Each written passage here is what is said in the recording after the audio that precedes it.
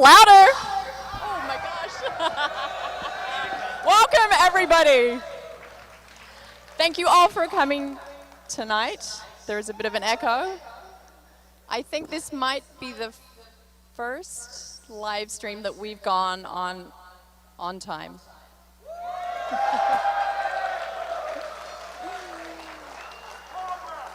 And does everybody like Star Citizen as much as I do? Of course it's fake. However, did you all get your goodie bags for all of you out there? If you check in your bag, please raise your hand if you got one of the golden tickets.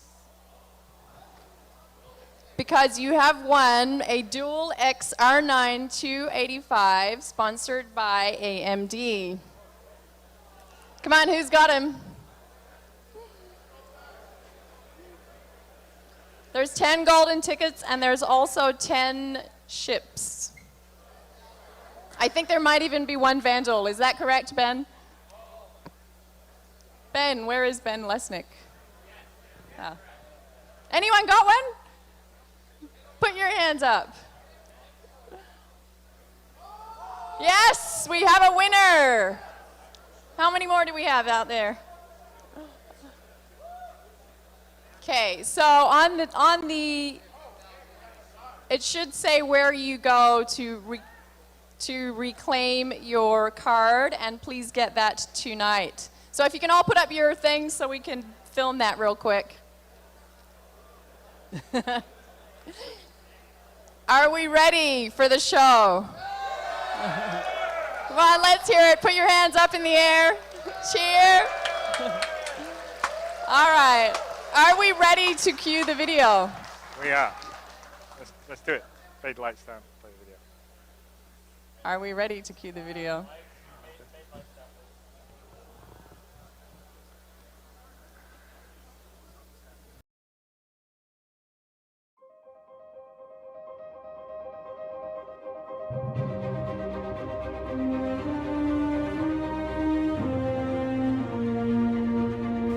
My name is Chris Roberts, and I would like to build a universe with you.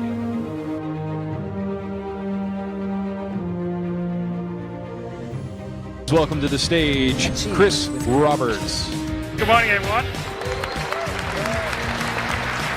So I'm going to build a universe. I'm going to do a PC game like the old Wing Commanders I did, which was if you've got a great PC, this is really going to show it off. You're not going to be able to get this experience anywhere else. I'm hoping that a lot of you want to be in this universe, because I do, and I want to play this game.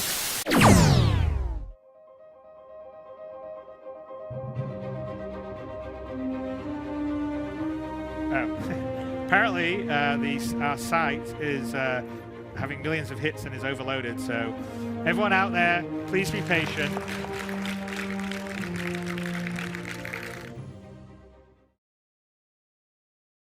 Okay, $6,222,353. Woo! Everybody? New office. Check it out. We're moving this Saturday, actually.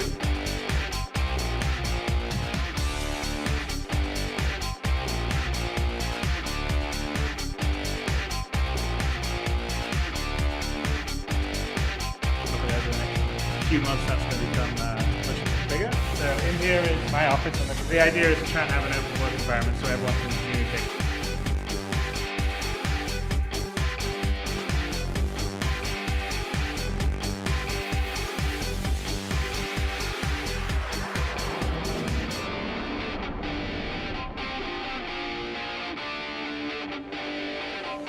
We are about to test the live client for the Hangar module. Here we go. Signing in.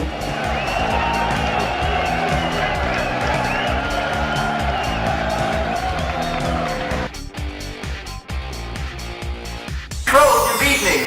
Mission Control, your reasoning. Commander Roberts. Station Command, Boundary 42. Come in.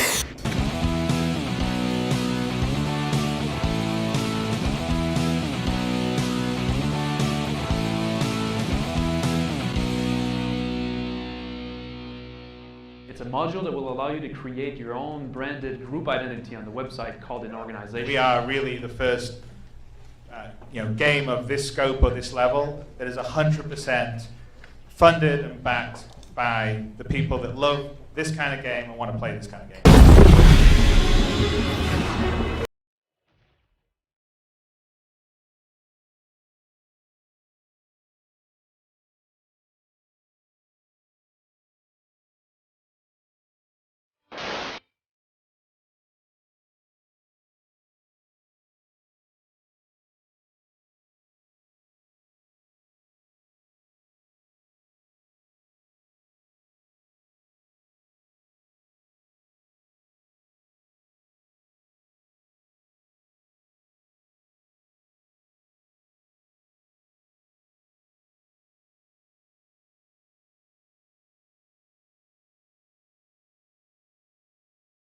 Why don't you take a look at what you've done for us? Take a look at where we are now.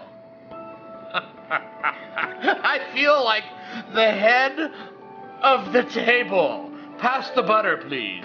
Here right now is we've got these new tables here. This is the programming pit. Look at that. It smells beautiful too. New. That new car smells. Pit there. We got 6 desks on the middle. We're putting another pods of 4 here, so we'll be able to have plenty of artists here to build those beautiful ships we have to make. The space, as you can see, it's in lovely disarray with stuff on the floor and everywhere.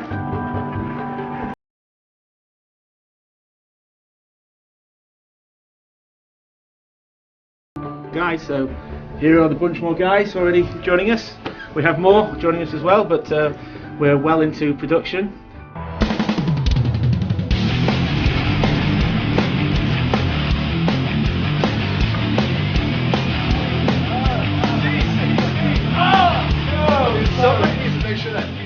What is that? Oh wait, hang on, it's coming up. Do you see what's on Travis' screen? Whoa! The deadline where you start to see all of these different systems getting pushed together, and it starts coming together right in front of your eyes, and the rate at which it's coming together starts to accelerate and accelerate and accelerate, but you still have that hard and fast deadline, and so you're hoping that knee of the curve is fast enough to get you to where you want to be when you actually have to be there. That's probably the most scary part, is seeing it all come together and wondering, oh my God, is it fast enough?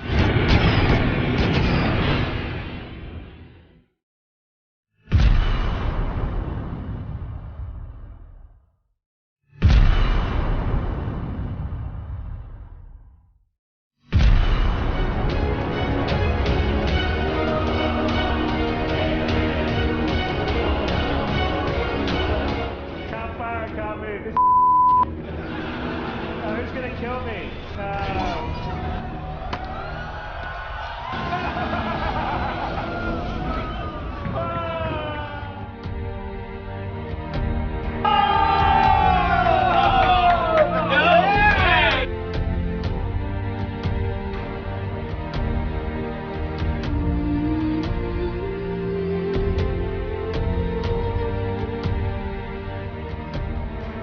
Hi, I'm Sandy Gardner. 24 teams begin a journey to become part of video gaming history. The level of animation and detail and figuring out how things fold up and how they fit in and how they work was really impressive. The exterior is just beautiful. I think it's my favorite ship of the competition.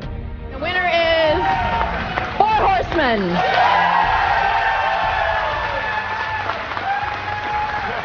But your guys' ship is so good that it kind of pushes our own internal artists, and they have to step it up and compete. So, well done, guys. Hey everybody, welcome to Wingman's Hangar, the final episode. We're now transferring the show to a community show out in Los Angeles. All right, guys, well, that's kind of it. This is episode 72 at the final Wingman's Hangar. So, where are we going to see him? In the verse.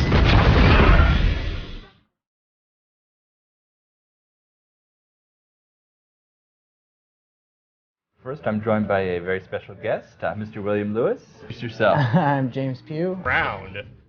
I see them turn around plenty of times. Didn't dodge that one. I did not. Good morning. Welcome back to Bug Smashers. Put vodka in here. History.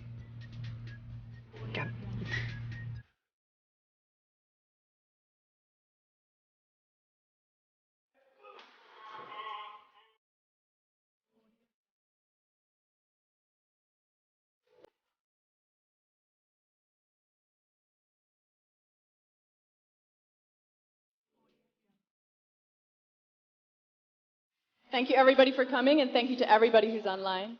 Chris Roberts. Hey, guys. Last year we had an amazing Gamescom. There was about 1,000 people, and it was completely an overwhelming experience. This is even bigger, so I think it's a little more overwhelming. And now, the other thing we got is 2 new game modes. So, we got Vandal Swarm Co-op. So, the other big mode we're doing is the Murray Cup Racing. So, it's a whole racing game mode.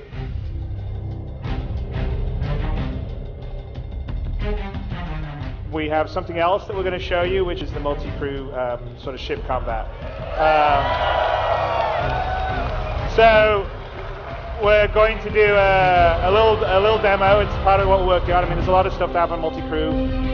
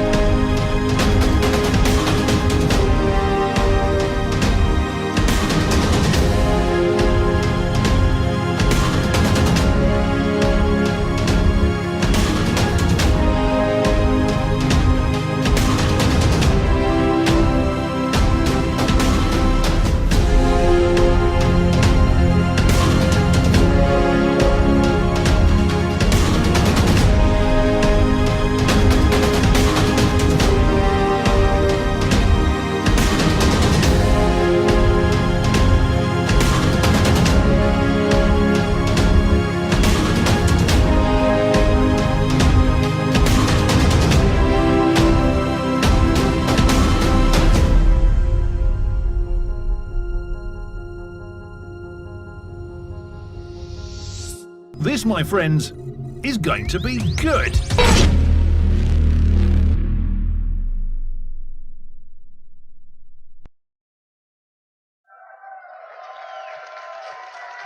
Hey, everyone!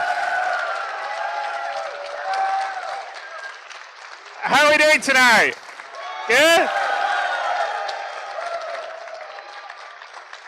So, well, we've come quite a ways. It's amazing to go back and look at what the Hornet looked in 2012, what it looked in 2013, what it looks like now. So CitizenCon generally is sort of a celebration of what we've done the previous year, what we've achieved. So this year we're going to have a in-depth report from each one of the studios, and we'll talk about some things, and then at the very end of it we'll have a little surprise live demo and a few things on the way. So where are we going? There we go. All right. So the first studio that we're going to talk a bit about and show a little video is Santa Monica, which is the Los Angeles studio here. So, hello. I don't know if the LA team here, I think there's a bunch of you guys at the back. So they've been working very hard on pretty much everything, but you know, the arena commander and the dogfighting was a large part of what we did, the multi-crew ship combat. and even contribute a little bit to the demo you'll see at the end of this session. But let's roll the video.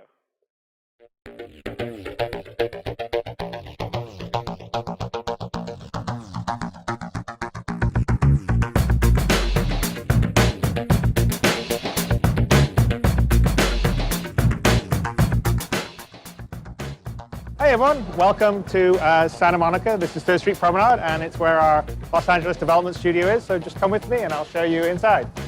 Okay, this is our fancy Santa Monica abode, so come in with me. There we go. All right, this is where everyone comes to get caffeined up, but this is where we do a huge amount of meetings. Then up here is where the development area is. Here is the sort of main development area. This is where most of the engineers in LA and designers are based in production. Over here we have the cinematic section. So this is John and Chris working on something that you're going to see. And in here is where the universe is created. Here is our sort of ship center. It's our concept section over here. Francesca, who's our willful HR person. Here's our community section. We're editing in here, and here's Ben at his desk. I will let you guys listen to some other guys here at the Santa Monica offices tell you about what we did last year and what we are going to be doing next year. Hi, I'm Alex Mayberry, executive producer on Star Citizen. I've been focusing on working with all the studios around Cloud Imperium to get them moving forward on all the other modules of the game. Travis Day, I'm the producer at Cloud Imperium Games. On the game side, I've been focusing predominantly on Arena Commander, the ship pipeline, the items and components pipeline, as well as the FPS. Hi, I'm Sandy Gardner. I'm the VP of Marketing. The past year, I have been doing all the marketing. I also oversee the customer service, which has been going really well. I'm Paul Reindel, and I'm the lead engineer here in LA. This year, I worked on gameplay needs we're doing here in LA, but also big picture plannings for the persistent universe. My name is Forrest Stephan, lead technical artist at Cloud Imperium Games. This past year, we've been working on building all the tech necessary to create Star Citizen. Everything from what level the designers need to do in the engine, what world builders need to do, what artists need to make the art, functionality, gameplay. I'm Dan Tracy, I'm lead technical designer, and I'm Bug Smasher's trophy. The latest stuff that we've been working on actually is the legacy variant, so we wanted to actually pull in all of the setups of the Hornets, the 300 series, and the Auroras. Mark Abent, Supreme Bug Smasher. So this year I've been working on bugs, and more bugs. Hi, I'm Gurmukh Basin, and I'm a concept artist. I've been working on quite a few ships. Now I'm currently working on the Carrack. I'm Dave Heddick, I'm lead writer. The past year I've been working on a lot of Squadron 42 stuff. I'm Ben Lesnick, I'm game designer and senior community manager. For the past year, well, 2 years really, I've been working on building Star Citizen's community. I'm Zan Bien, I'm the HUD and user interface designer. So in the past year, I've been working on art for the ship HUD and user interface. The accomplishment I'm most proud of really is putting a lot of process in place, getting roadmaps in place, and making a lot of progress on all the different modules. The release of Arena Commander was really big for us. This is something we've been working on since the inception of the studio. It felt really good to get at least the first iterations out there. There's just been a really good feeling to have that out live to the community. It's something we really wanted to give to everybody. The thing I'm most proud of, the multi-crew ship working with the physical world inside the ship and walking around while the ship is flying and using the turret, and that was pretty cool. I guess I'm just proud of how far we've come in 2 years with such an awesome community. I think the thing that I'm most proud of is how all of the modules are actually coming together. It's quite exciting. I'm very proud of this team. If there was one thing that I was most proud of, it's getting a game that people can play. You get dogfighting, people can now race their ships. Our characters are basically these ships that are by far the most complicated assets that I've ever worked on in a game. And to be able to see all of that actually working in the game is pretty impressive, and it's definitely something to be proud of. We had this weird bug where when you get into a cockpit, multiplayer only, the player could stand up randomly. It was a very annoying but fulfilling bug to fix. The one that stands out the most to me is the Constellation Phoenix. The community seems to love it, and I'm definitely very proud of that. It's sort of the whole thing. Seeing it from the inside out, it's just been, you know, it's been incredible. So I guess what I'd be most proud of is the fact that we kind of separated out all of our information into modular components, and this will allow us to easily iterate on the user interface going forward. So this will probably be a bit of a transition year for us where we move from working on what at the time was the flagship product of Arena Commander and really focusing on getting that out there to more of a supporting role as the persistent universe FPS and Squadron 42 and social modules start to roll out of the factory. We need to make sure that we are supporting them with the features that they need at the time that they need them. So for the next year, my team here in LA will still focus on getting all the flight characteristics, getting the whole missile and radar system running, and all the other fun gameplay features we want to have in our dogfight scenarios. There is going to be a lot happening this next year. We are looking at esports competition, a webisode series. Squadron 42 is going to come online, which I'm really excited about. The things that we'll be contributing to most this year, and will be one of the funnest challenges and the big payoffs, is to finally have multi-cruise ships. Finally get that moment to play with your friends in the same ship, I think is going to be pretty great. What we're contributing here from LA is all the core mechanics for all the dogfighting. That ties in heavily with every other section of the game, so even the stuff with the FPS and how we're doing troop deployments, you guys will be seeing quite a lot with how we tie in the shipboarding mechanics with the dogfight aspects, and then how that seamlessly transitions into first person. The thing I'm most excited about working on, in fact, which I'm working right now on with Dan Tracy, is signatures. They cover everything from how our items generate signatures for balance, to how missiles track onto things, to how your radar sees things. I concept all the ships that we do in-house. At the moment, I'm definitely very excited for the character. It's turning out really cool. In the next year, we're going to be doubling down on communication, just keeping you informed about the game, what's coming through around the verse, through the forum, through comm links, every way we can. What I'm going to be contributing to Star Citizen kind of the next year, improving the immersion of your cockpits. All the cockpits are going to be fully functional and kind of this sophisticated piece of software that just feels alive. The fact that we have players backing us and the ability to be open with our development and be transparent about what we're doing is really unique. So knowing that all the backers are always watching our progress, it's kind of scary, but on the other hand, it also pushes very hard. It makes you push yourself to a higher level of excellence because the only people you're answering to are the players that you want to play your game. And it's really a lot of fun to be able to share our work in real time. Just makes you kind of want to work harder and make sure that what you're doing is going to be fun for people to play and look as cool as it possibly can. Having hundreds of thousands of fans be able to see the development process is a bit bewildering. However, I watch a lot of people play on Twitch, so I'm actually watching you guys also. So I'm hoping that most of our community like what we do, and we certainly appreciate you guys.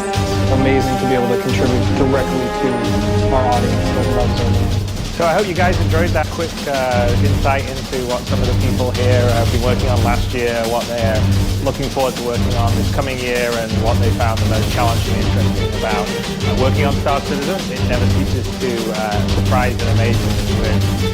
We're building a hugely ambitious game, and just the dynamic of doing it in such an open method and having such interesting and great feedback from everyone, and the potential to sort of flesh it out and detail it to a level that you normally wouldn't get to do is the most fun and enjoyable experience I've ever had with any game. And I can't wait until you guys get to run around and fly and explore the full universe, because all the elements that I can see sort of in various stages of production are all going to come together into this holistic, immersive world to venture around in. I think it's going to be an experience unlike any other. Anyway, thank you for your time, thank you for your support, and well, see you in the verse.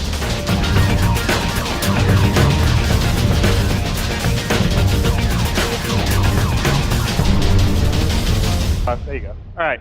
So this is what we're doing in LA. We've done a lot. Obviously, the space combat is the focus and sort of the core system, and then overseeing the overall project. We're also overseeing the ship pipeline. It doesn't mean the ships are all being built in LA. Some have been built in LA, some are built in Austin, some are built in Manchester, some have been built with our outsourcers. And we're also overseeing the first computer production and obviously community management. Ben, you guys will know. The rest of the guys will meet later, but I thought, so have a look at So the next studio that we're going to highlight is a studio that's dear to my heart, since that's where I grew up, Manchester.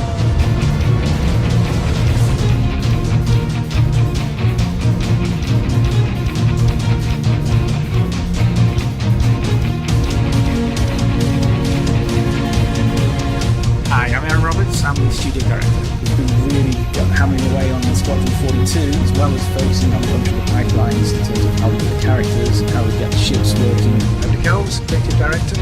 I'm Luke Presley. I'm working on things like lobbies, leaderboards, game modes, new game mechanics.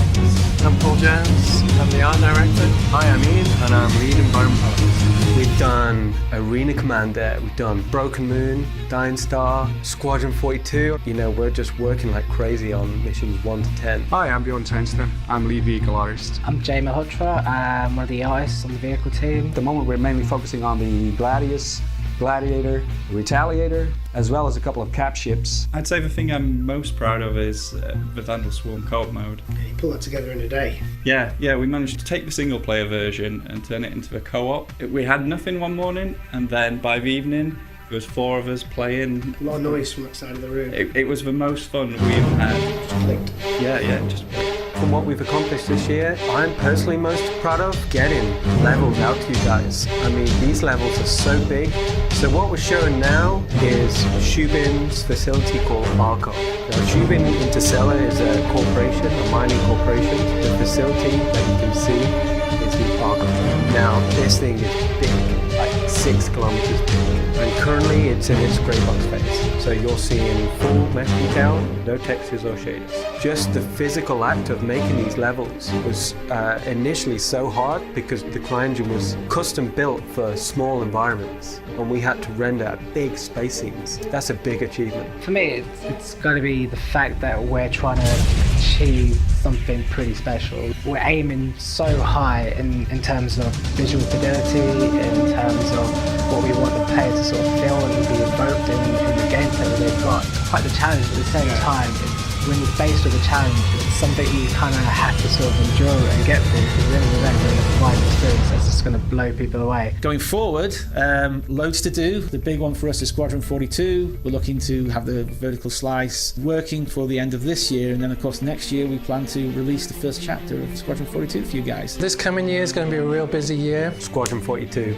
As much time as we can put into it, we've got to get that mission 1 to 10 out. We will cram in as much detail, fidelity, finesse. I mean, what we got planned for Squadron 42, it's such a high vision. You know, we're doing everything we can to deliver that. We're going to totally knock it out of the park. One of the things that we're most excited about adding imminently to Star Citizen is the emissions gameplay and the missile gameplay. Yeah, we're going to be exposing the power management to the player so that he can now turn off certain parts of his systems or completely. And go cold. Turn off his engines, cool down, and hide behind asteroids and peer to all radar like space debris. There's a lot of gameplay that we're planning around that. One of the larger teams we work with are actually guys at Moon Collider who've been doing a lot of the AI work for us. So you remember all the space combat stuff they've been working on, which has been really cool last year, we've seen from the past, but now they're actually not only improving the space combat, but also they're starting to work on a bunch of stuff for the persistent universe and basically for Squadron 42 to bring the actual characters and the AI people to life in the game. It's been a really exciting year in the development of Kythera. We started with dogfighting. At the very beginning of the year, we did have basic dogfighting working. It was only AI versus AI. It wasn't until later on that you'd actually start flying ships as a player. At that point, you really had to really tune the AI and start making it stuff. It's finally privileged to release of Arena Commander, in particular the Vandal Swarm game mode, which is all about playing against AI. We're really proud of that. It's the first time that Kythera is actually in use in a game. Yeah, so it really reassures us that what we're doing is the right stuff. So one of the really interesting things that we're doing right now is what we call smart objects. And smart objects are basically places and locations that we take basically designed to put down which the AI or the characters in the game will interact with. So a character will know, an AI will know where to go to sit down, will know where to go to serve someone, will know where to go if he's buying something. So when you're going through the game, you actually see a living, breathing environment, which is what we really want to create with the persistent universe. Also, all this kind of stuff will run through Squadron 42 as well. So when you're on a capital ship and you're going through life on that capital ship, you'll see people actually performing tasks and doing interesting things. So some of our future plans over the next year. You're going to be working on some basics of PU, the AI is interacting with other objects in the world. Yeah, giving them a schedule, and so they're going to have a whole heap of things they'll do. You can watch them and they'll seem like they're intelligent, and it's part of a living world. Also making flight horizontal. We've got the dogfighting AI, single ships at the moment, and then once new ships come in, when capital ships come in, we'll start deploying those and deploying those. Yeah, so really groups of AI working together to coordinate a large ship. It's pretty crazy the fact that there's probably literally hundreds of thousands of people looking at our work, following it, and just literally, just every day we're looking forward to these stuff. It's great. It's a lot of fun. Very open, very honest. We read the forums all the time, and their feedback and opinions they have on there are just fantastic. I mean, they actually affect the way I design things. The feedback's phenomenal, and that's what Arena Commander's about. You know, we get something out there. See how it goes. We can do that in this game. We can actually put it out there and get their feedback. And Stuff they like, stuff they hate, we take it on board. Yeah, it's not like releasing the final thing and just saying, no, you stuck with that. We never worked on a game like that. It's making me come to work every day. Every month, every couple of months, your work's out there, you get that direct feedback. So you can actually tailor, your processes. It's quite an organic process. Boy, talented people, the whole team is the quality levels is growing. I think the fans can see this, and that's what I really like, is that we strive to build the best damn space game in the world, and I think we're well on our way. So all in all, a massive year last year. We plan to have a bigger one this year coming, and I'm glad you guys are with us along for the ride.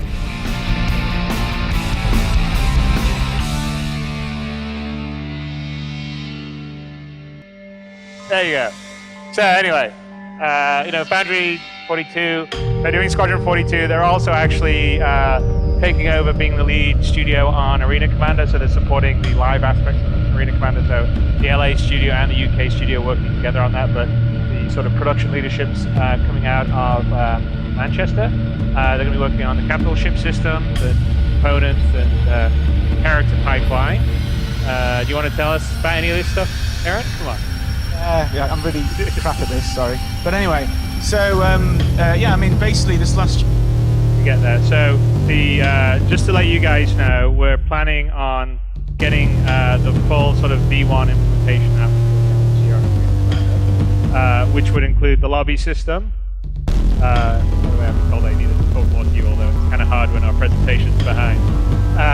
We're making a lot of improvements to the maps. I mean, I think your guys, right, Aaron, we're doubling the size to have a larger play area. Yeah, we're basically doubling the size. Right, so I think we're doing improvements to the racetrack stuff, right, Aaron? Yeah, we're going to once again make it a little more interesting, and then put some new stuff in there. And we'll probably make sure that we move up so live, get up there, get the top scores, and then make it so people trying to beat your scores. And before they got up there, people had faster scores, so it was pretty bad.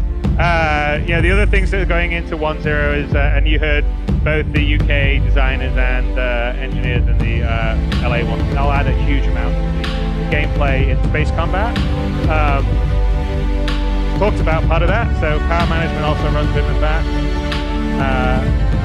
Proximity warming improvement, so it's not telling you colliding with something when you're not going to collide. We've actually had a big sort of third-person camera and spectator. I sort of alluded to more about the items, but for 1.0 we're going to have a huge amount of sort of new items and ships, so there really can be sort of mixing and matching. Presentation one.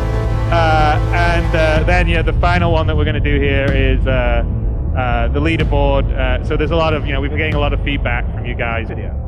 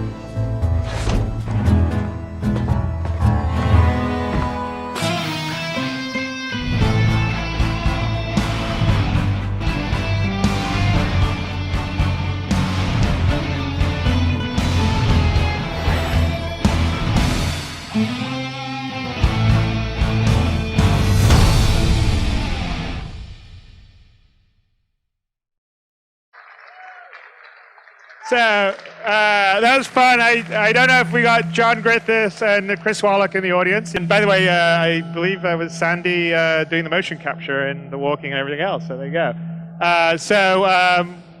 Today we're putting the new Cutlass and the Cutlass variants on sale. So the black, which has sort of gone and done the usual, Chris Smith pass is the only way I can describe it. It was back here, but he's an absolute perfectionist. So he's like, I just sort of needed to go and do a little more detail and PBR it up and do everything. The other one is the Cutlass Red, which is our sort of medical version of the Cutlass. So inside it has med bays, you can fix people up, and it's sort of a rescue and recovery setup. And that's all sort of detailed in it. And then the more limited ship is the Cutlass Blue, which is the sort of police bounty hunter version. It has holding cells in it and a whole bunch of other stuff. So that's the Cutlass stuff, and if you went to the website, you can see it's the Cutlass for you guys. So hope you like the stuff and everything else.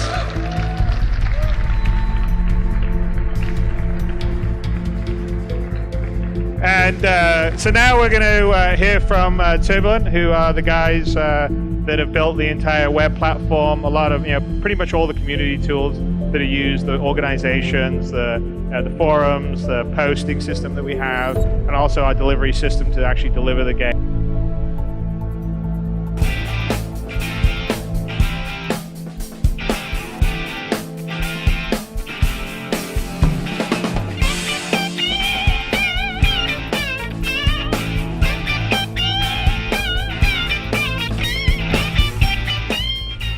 Benoît Beauséjour, I'm the CTO at Turbulent.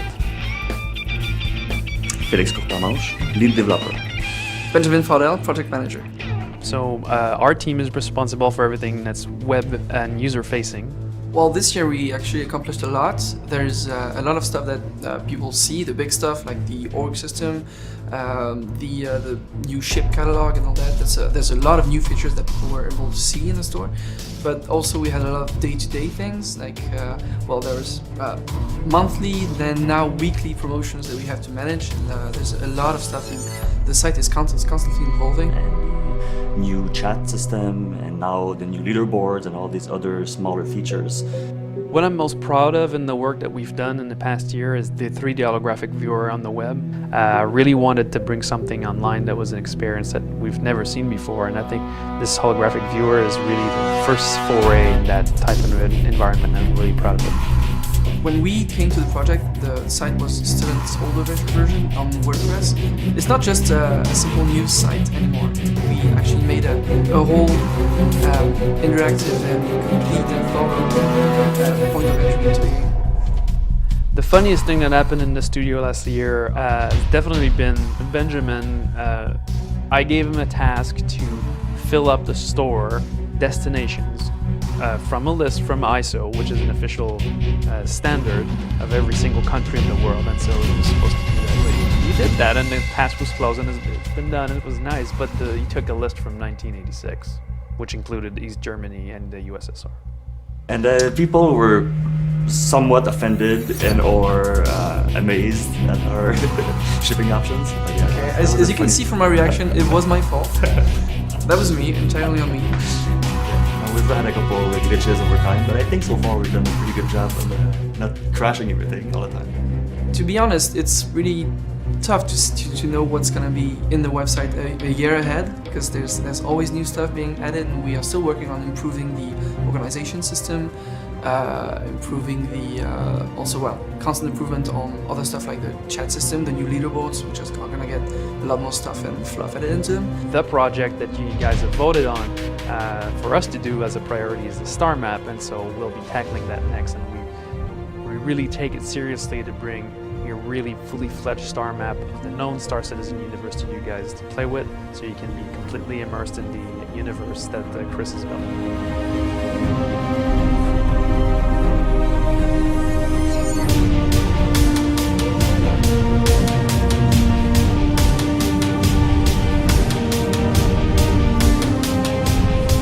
I really feel empowered by having to service such a massive community on a day-to-day basis. I mean, 600,000 Star Citizen is a big deal, We try to stay informed about what you think about what we do, and this is a new feedback loop that we've been entertaining for the last year, and we would never go back to a project that doesn't have this level of involvement with people that use our products. It's really awesome.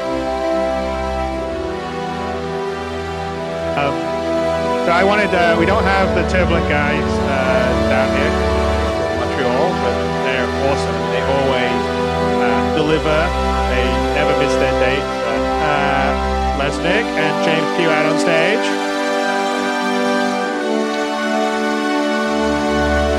So, hey everybody. Yeah, and let me just close with one more. I just want to thank you personally, Chris, on behalf of all the team members who have been with us this whole time. You're not just making the game who you are, giving us the experience of our lives.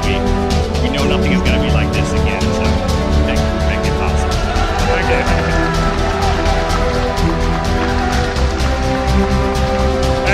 Thank you. Hey, hug. Thank you. Don't make that into an animated gift. Hey, I got a hug James too. Thank you guys. Thank you very much. The best community team in the world. And the best community in the world right here.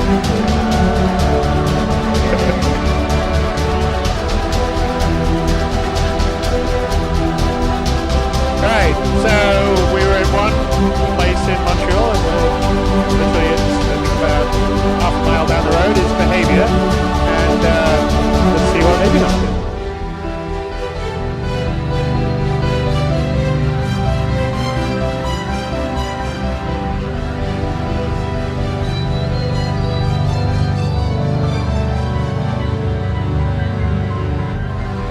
Mathieu Beaulieu, producer.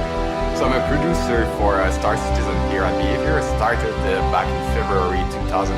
We are a team of 40. We have programmers, designers, and artists working with us. We pick up the best talent, so this is really proud of. Guillaume Bourque, game designer. Dave Richard, lead game designer. Mainly we prepare the design for all the feature we do here at the Behavior, which are mostly flare objects, moving glass, bit of planet side and interaction. Stéphane Beauchamp, lead programmer. Yann Frédéric Tissot, lead programmer. One of the things I'm really proud that the team accomplished this year, I would say the release of the new hangers in both programming and art. Also, technical lead level designer. Stéphane Horvath, level designer. Started designing planets as our core. Lots of other planets that we're working on right now. Comment Cheval, art director. Emmanuel Garcia, leader. Something we did this year is we cut down the engine, provided the new style and the new Etienne Beaulieu, UI design. Christine Marsh, lead UI designer. Something that was really fun this year was to help our team working on computers and all the slides that they did. Maxime Goulet, 3D artist. Maxime Guérin, 3D artist. Quite a few things we worked on this year. Brian McLean, 3D artist. Alexandre Leroux, 3D artist. The flares, the glasses, the lockers, we continuously get new projects to work on, which is really cool. So what I'm the most proud of is to be able to get all those talents together and making sure that they are able to perform at the highest level they can. Doing the asteroid hangar and all the other hangars after that was quite an achievement. I think the asteroid hangar is really cool. The way it works and the modular aspect of it and how it grows. It was a lot of fun. It was a nice challenge to tackle. We took it on pretty well. I'm also proud of the flares we're making. They're really cool. They're funny stuff, and people seem to like them a lot. I think I'm most proud of the work that we've done on Mobiglass. It's such a huge, huge feature. We're making an OS, so we're making an operating system for in 1,000 years in the future. We're really pushing to always stay in fiction. Every decision that we take is trying to fit with the grand scheme of things. Great vision. It's cool. I'm really proud of the communication that's been going on between the different disciplines here at Behavior. Whether it's programming, level design, UI design, artists, everybody communicates very well. I'm just so proud of working on a big team like this and with such talented people. We get to work with people that made games that we love. I don't know if I can say them, but they made some of my favorite games and they're on my team and they teach me every day. I think this year is going to be pretty big because we're doing the first step into the persistent universe. We'll be building more and more planets. This is what I want to be able to show. Not at this CitizenCon, but the next CitizenCon. the planet side location, they're really complex locations. They have more immersive environments we've ever seen. That's one of the big things. Creating all these what they're buying shops, particularly the ships or the coding, it's all that. We just started working with the developers and programmers at Movie Glass game finally. I think in the coming months and year we'll have something like solid to be able to get some players. And we start developing all the different apps that we're going into it. So we're creating planets. Yeah, we're planets, more shops, more franchises for you guys to trade and buy new equipment, buy new ships. Or Star Citizen has every other new feature and we're able to release it. We get the feedback from the community. This is amazing. We get feedback every month. I've never been part of anything like that. It's pretty wild. Every month we're gonna put something down, so hopefully the fans are gonna look up. This community, we're part of it, and we go to the other studios I'm making. It's really cool. We see it online. It's pretty fun. Once in a while, I go forums and just chat with the community, which is amazing. Knowing that there's so many fans looking at us, following us, seeing the development on Star Citizen, I think it's giving us the energy to move forward with the development of the project. We're gamers ourselves and we have high expectations that we're waiting for and we like it. So I know how to feel start the game and we have high expectations. We're there to give it to them.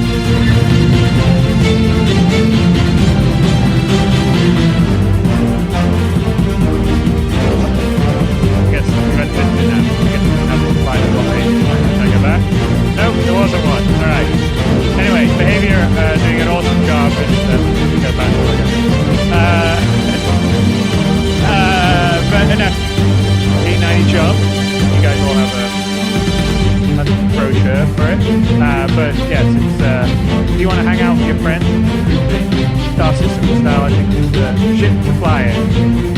And just one thing that I think is important, because I did notice some chatter on the forums about it, is that it's a different size ship, a different arm ship than what we'd originally expected out. I mean, essentially what we do is it's kind of sort of an aside, but going back to it.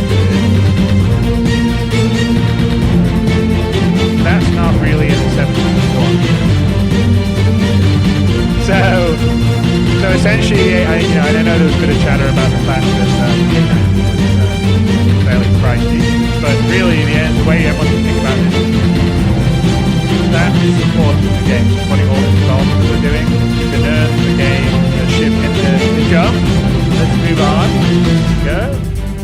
So the last studio we're going to have a video from, and afterwards we're going to do some live demonstration with you guys. Is the Austin studio.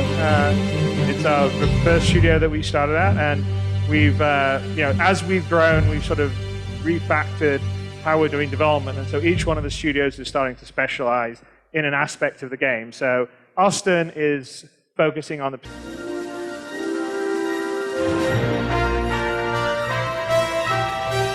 My name is Tony Thorbeck, and I'm the director of Persistent Universe, and I'm just really excited to be working with so many bright individuals on such a groundbreaking project. I've always been attracted to games that present the player with highly detailed environments and then give them the freedom to pursue their own interests, and that's ultimately the underlying objective. A lot of the ships, they come by my desk and do final polish on a lot of them. Some of them I've built completely. And the racing thing has been the thing that's been kind of going on lately. With the Murray Cup that we had in 50. And well, this one we had 50 that had that Formula 1 book. So it's not little kids, but that's the beauty about it. We can always do that shit. It's not like a final game. It's not just it's like we can always make our shits better. James Wright, I'm the senior game engine programmer. Having large build complete will give us the technology we need to build truly massive star systems that give the player of our game the experience you really expect in a game like Star Citizen. My name is Tom Davis, and I'm a senior game programmer.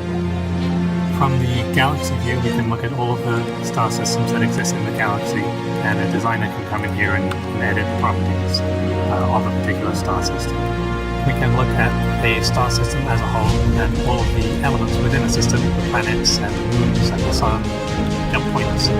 So this is the solar system, so we can see Mercury here, Venus, Earth, and we can go in and we can edit the properties of any of these elements. Hi there, I'm Sean Tracy. I'm the Engine Technical Director at Completo Games. Absolutely the most interesting challenge is the scale. And I don't even just mean scale of production, I mean actual physical scale within the game is absolutely enormous. In typical MMOs, you tend to see a lot of very narrowly focused missions. Go here, do this, and they may string a number of those together, but it's still very much dictated by the designer in terms of what you're doing, what the order is, etc. If you contrast that with a more typical game to where you handcraft all the individual levels, you're able to do something that's much more interesting in terms of you can control the pacing, you can control the tension, you can have a variety of sub-objectives that are all piece of the puzzle of accomplishing that larger, all-encompassing objective. We're going to try to basically find a middle ground in between those two extremes to where we can algorithmically generate this multi-objective content that's going to have a beginning, a middle, and end, to where you may wind up having missions that are created such that first you receive a distress call, you don't know what's going on, you wind up going over there, and it turns out that it's a freighter under attack by pirates. And so you take out the pirates, but you don't actually kill all of them, and one of them you wind up interrogating. That pirate in turn winds up in the location of a pirate outpost, and you go there and you take out the pirate outpost, and then you wind up ascertaining the location of where the entire pirate organization for that sector is storing their treasure, but of course it's going to be guarded, very heavily defended. The point is that each one of these little components is something that a designer has intricately crafted, and then we're going to look for ways to which we can logically combine these elements together and maintain thematic consistency, maintain a sufficient level of gradually rising tension, action, an increase in the rewards that are being offered to the player, so that each one of the missions that you wind up undertaking is going to have a lot more to it than just go here, do this specific objective, and then you're done. And yet you'll still be able to offer the players an absolutely gargantuan amount of content. My work as senior technical architect. So our goal is to kind of write articles and art structure and guidelines to build basically which is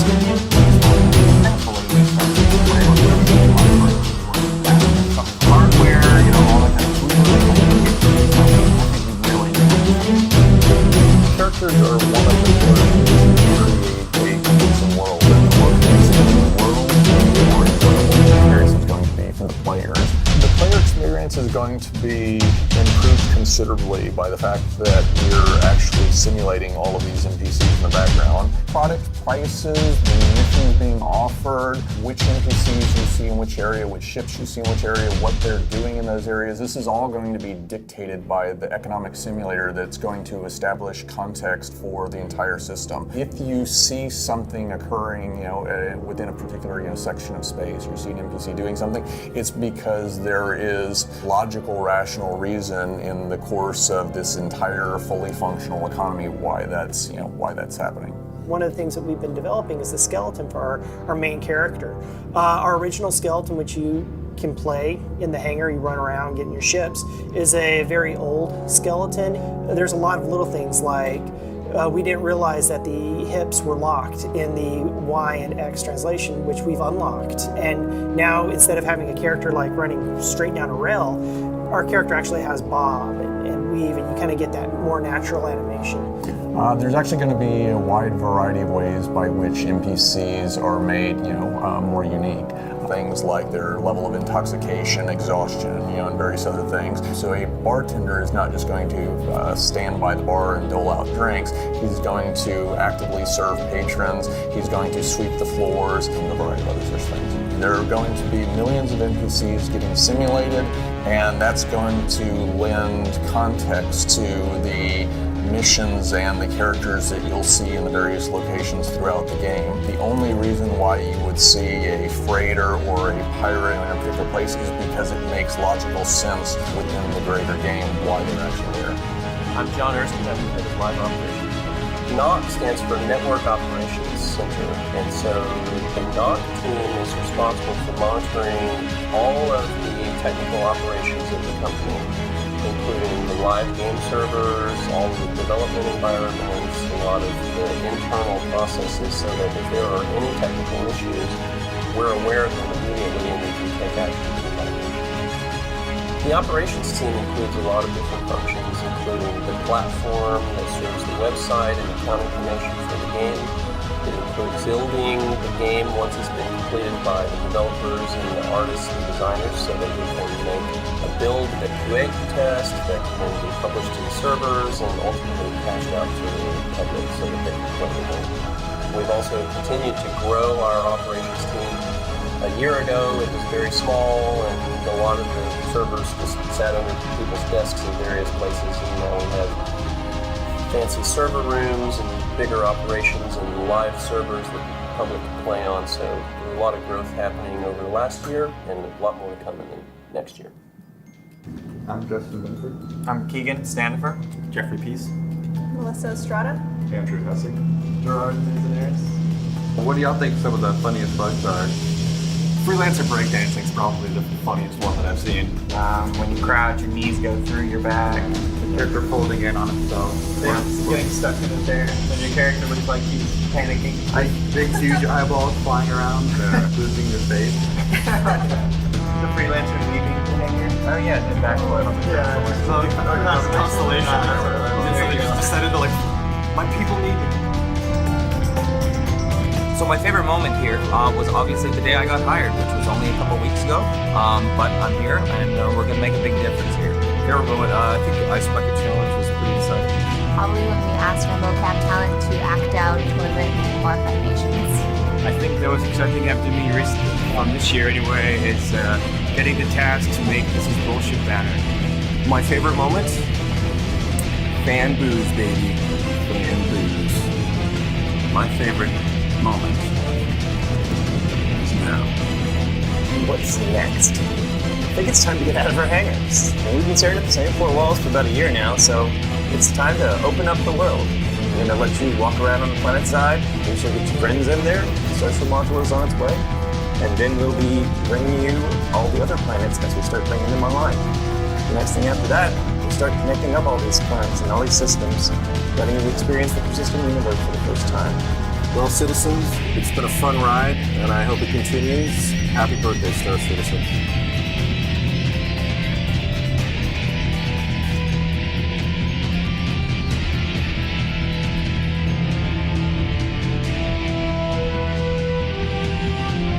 So we have some of the members from Austin here tonight. Where are you guys? You want to throw your hands up back in the planning? Where we got? I can't see you, it's dark back there, but we got Mark and Chris Smith. I think Mark Hong, who you guys haven't met, but he's the manager. One of our guys. Let's go. You want to go? So what we're going to show you is kind of a little idea of what the gameplay is going to be like without the CryEngine streaming issues.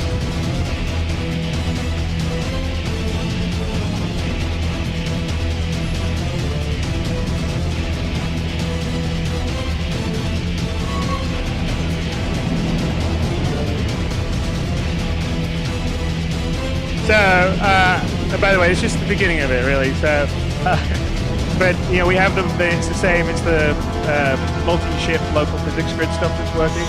So, as the same stuff, Sean can get out.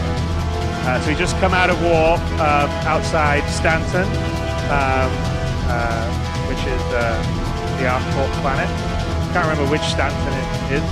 One of the Stantons, like Stanton 3, Stanton 4. Dave Haddock was here, he'd be able to tell me. But are you here, Dave? I'm sure he was up editing the opening montage, so I think he may actually be sleeping right now. But you know, as Paul said, and this is our cargo base that we have inside our constellation. But as Paul said, you know, this is one of the things that we quite think is great, is that we can fly around in the whole environment and then work around in our ship while our ship's flying around. And the prototype we wanted to do was really sort of show you sort of a very early prototype in engine of what it's going to be like when we land on a planet. So do we want to ask for permission when you get a chance? Sure? All right. Got to sit down. Okay, you can only ask for landing permission when you sit down. ArcCorp Tower, this is commercial vessel Calypso requesting EDL assistance. Thank you for contact. Landing Audio control. down? Wasn't I heard the Entry, like descent, low, right? and landing Can you pull up the audio? Assuming navigation control.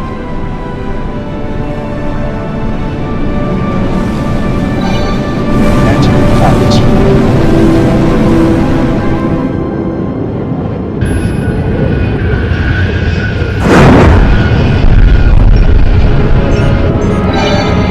Adjusting descent vector in preparation for final approach.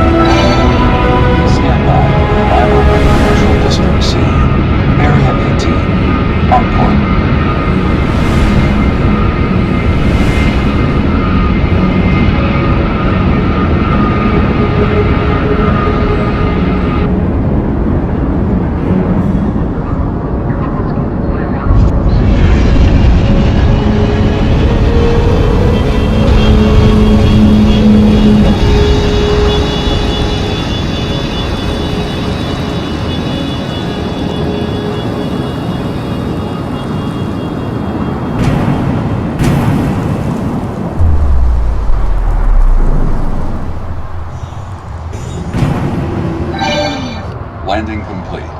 Thank you for using Pentatech EDL Assist. Enjoy your stay on ArcCorp.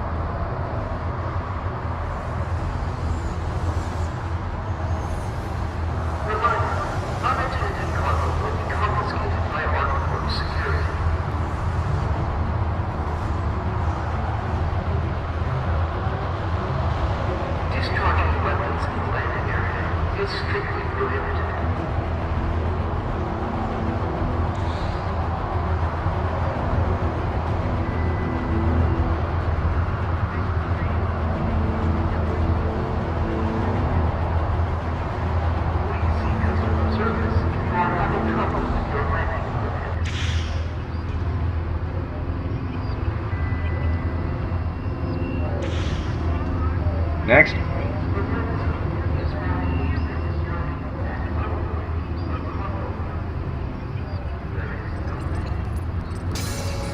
Stand by, starting scan.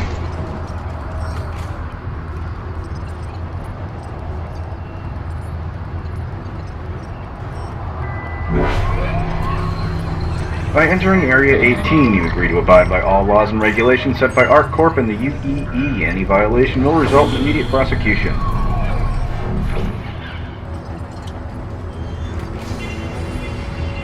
You're clear to go. Please exit the checkpoint.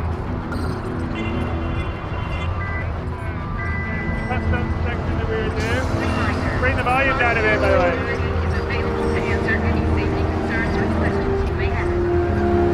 So So we bring the volume down a bit. So we just went through sort of kind of the idea would be you'd be flying in space, you'd be in orbit, you'd request landing. That's all. This was all in engine. We'll do a lot better with the transitions coming down, but it's all going to be seamless. You can walk around, look around in your ship as you land.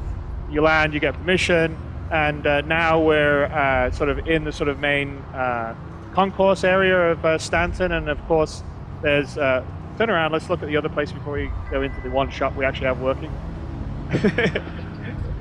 But basically this is here where you would go to, you know, buy a ship or buy items or go to a bar to, you know, get a new mission, or, you know, go down a dark alleyway to get a sort of, do a black market deal or get a sort of slightly gray mission.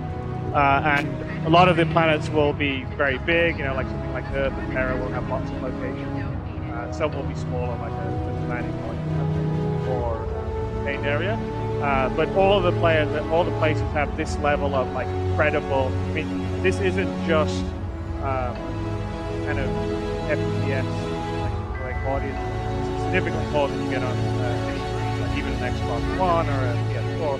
This is sort of another level. I believe 30 million polys at our high point, right? So that's a lot. Now we'll optimize it, but that's a hell of a lot running in. So yeah, I mean, and obviously we're at very early stages. So like in terms of the AI and the cycles and people going around, you're not seeing that level. But as you land on the planet, the actual, you know, the different AI moving around, the characters and the NPCs moving around, they'll be there based because of the economy, and they'll be going about their day-night cycle.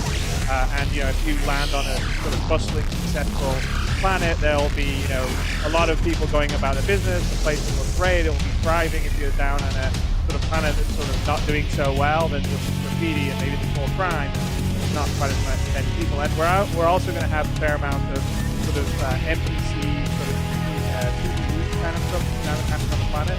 That was something we weren't originally going to do, but with the full FPS kind of system and the modular sort of procedural system that Tony was working on, and you know, remember when we first introduced him, the first game job he had was debugging the AI program on it. He loves AI, so he's got this whole massive plan for economy and how the AI can run around in that. And so all of that, this is just early like placeholder people, but there'll be people going about, you'll be hearing what they talk, and it's all at a sort of fidelity and level that you would normally expect in, you know, a high AAA FPS game or an open sandbox game, but maybe at a whole level of sort of, another level of visual fidelity. But let's go into. So one example would be then we'd go into a shop, Dumpers Depot.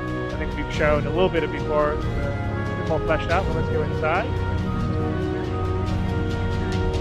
And Dumpers Depot is a place you can go and sort of get stuff repaired, you know, get some sort of second-hand used items and equipment.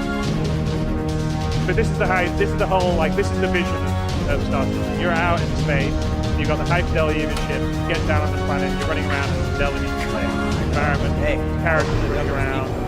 Need to look around. Everything's for sale. So we have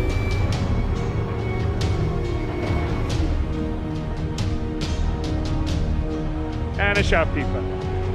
So we can't do much beyond this, but soon we will. But this is really to sort of show you the ambition, the scope, the level of detail that we want to deliver the whole universe. And we are designing and building everything so that we will be able to sort of do stuff at this level on a lot of different fronts. It involves stuff that we'll be talking about going forward. We have this have different architecture types. So it's sort of a pseudo, like partly design, partly procedural system, which is sort of what Tony was alluding to in the Austin piece that he was doing. And anyway, this was a combination of work by the Austin team and the behavior team who built the ArcCorp landing environment and Dumpers Depot. And there you go. So I hope you like that. It's kind of.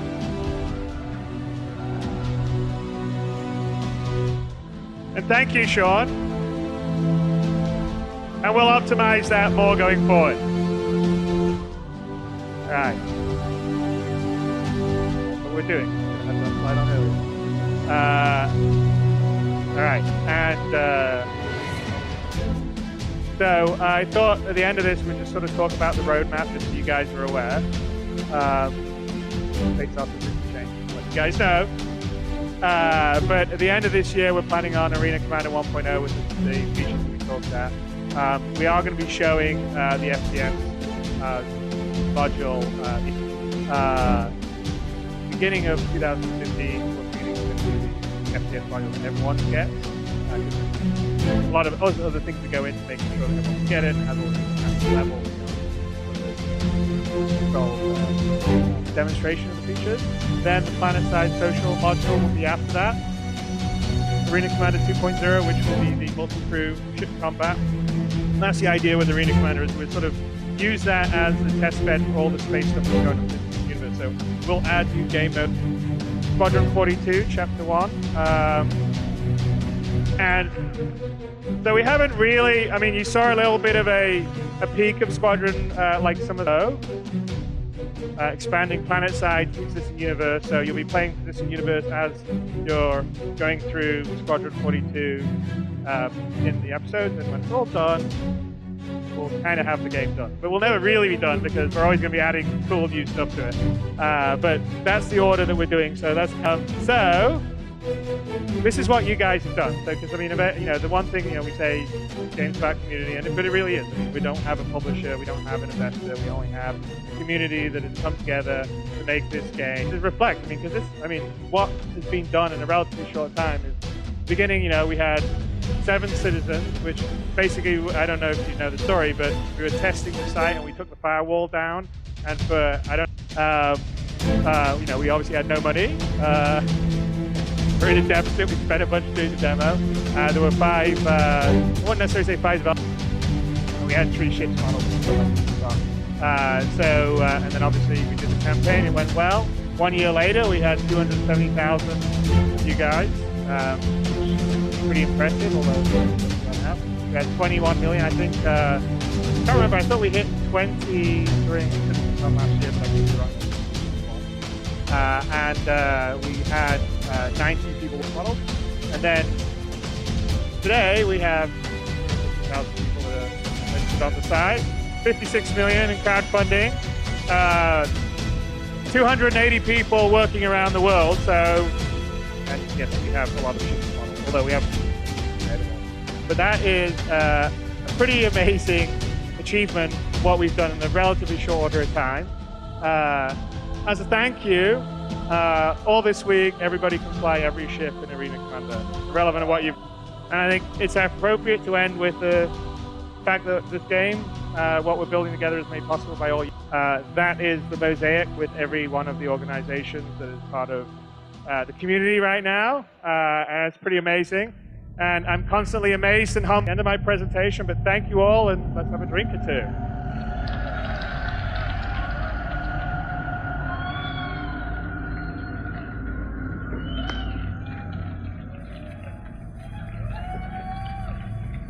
By the way, I don't feel like I should do this. Let's get the. Can I get all the team members up here? Because the people that we've got here as team members should come up here. Because it would be nice if you got to actually see them. Because I shouldn't get all the applause because I'm just one guy on this thing. So come on, team members.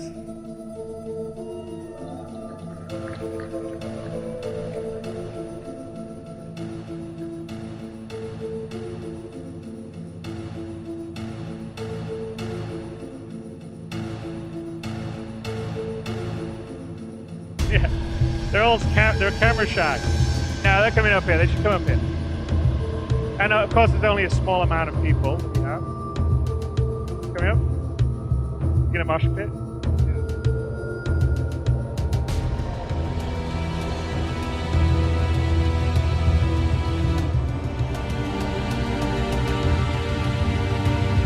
Yeah, I'm gonna come this way for you.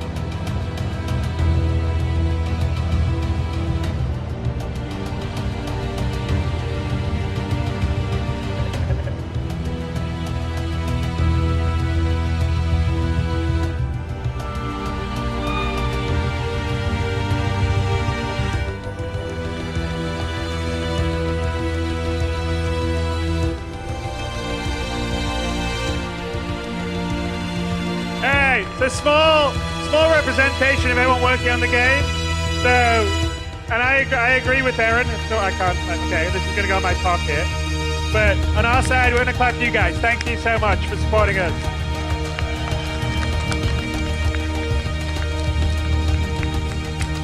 And now we should have a drink.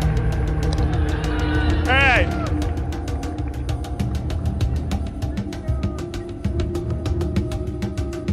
Now we're outnumbered 4-1. All right. Big time. Do it.